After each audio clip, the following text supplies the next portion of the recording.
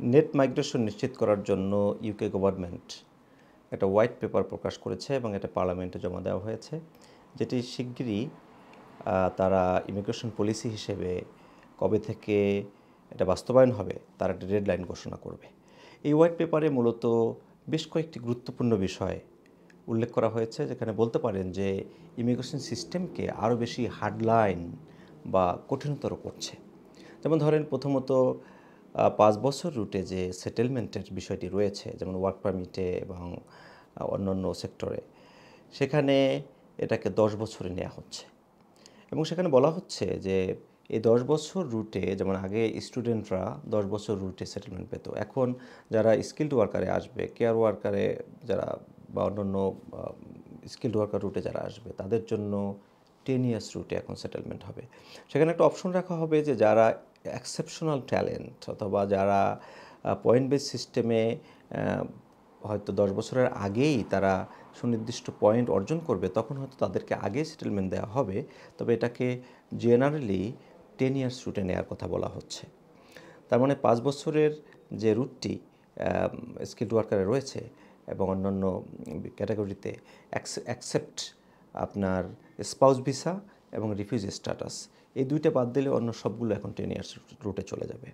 আবার English language যে requirement, সেটা আরও বেশি কঠিনতর করা হচ্ছে। বলা হচ্ছে যে স্কিল্ড ওয়ার্কার রুটে যে আমাদের B1 সমমানের IELTS ছিল, যেটা 4 পয়েন্ট প্লাস IELTS-এর ক্ষেত্রে, সেটি এখন করা হবে B2, যেটা 5.5 to 6.5 IELTS পেতে হয়। তার মানে হচ্ছে ইংলিশ যে প্রফিসিয়েন্সি সেটাও বাড়ানো হচ্ছে।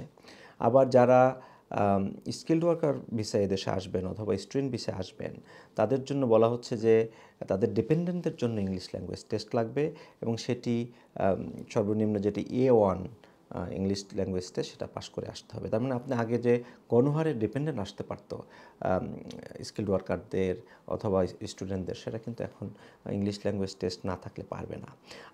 আবার কিছু বিষয় রয়েছে, যেমন ধরেন পিএসডাব্লিউতে, যেটা আমরা পিএসডাব্লিউ নামে চিনি, গ্রাজুয়েট রুট ভিসা, যেটি 2 বছরের জন্য ছিল, সেটি এখন 18 মাস করার উদ্যোগ নেওয়া হচ্ছে।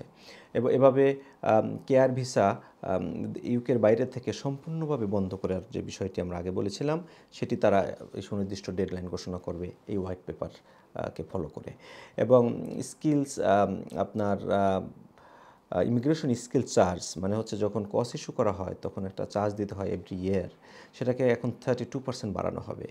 আবার স্টুডেন্ট ভিসার ক্ষেত্রে যেটা বলা হচ্ছে যে স্টুডেন্ট ভিসা এখন অনেক বেশি জেনুইন স্টুডেন্টকে আনার বিষয়ে জোর দেওয়া হবে এবং ইউনিভার্সিটিগুলোকে আপনার হোম অফিস সুনির্দিষ্ট কিছু ক্যাটাগরির মধ্যে নিয়ে আসবে, যে তারা যখন এজেন্টদের মাধ্যমে স্টুডেন্ট রিক্রুট করবে, সেটা যাতে ক্রেডিবল এজেন্টদের মাধ্যমে করা হয় এবং একই সাথে স্টুডেন্টরা যাতে ইউকেতে এসে অ্যাসাইলাম সিক করার যে প্রবণতা, সেটা যাতে কমে আসে, সেজন্য তারা বলছে যে ইউনিভার্সিটিগুলোকে নিশ্চিত করতে হবে জেনুইন স্টুডেন্ট আনতে হবে এবং স্টুডেন্টরা যাতে 90 থেকে 95% পাস রেট থাকে। তার মানে হচ্ছে কি, you have to continue the study. আপনি এসে স্টুডেন্ট রুটে যাতে অ্যাসাইলাম করতে না পারে বা না করে, সে বিষয়টি তারা সুনিশ্চিত করতে চায়। এবং সেক্ষেত্রে স্পেসিফিক করে বলেছে যে যারা অ্যাসাইলাম চেক করবে, যাতে অ্যাসাইলাম চেক করবে যিনি স্টুডেন্টরা বা অন্যরা এসে, তারা যাতে তার দেশের সিচুয়েশন যদি চেঞ্জ না হয় ওভারঅল, তাহলে এই অ্যাসাইলাম ক্লেমগুলোকে তারা অপেক্ষাকৃত দুর্বল মনে করবে। তার মানে হচ্ছে কি, যে স্টুডেন্ট রুটটাকে বা অন্যান্য ইমিগ্রেশন রুটকে তারা আরও বেশি স্ট্রং এবং আপনি বলতে পারেন রেস্ট্রিকটিভ করার চেষ্টা করতেছে।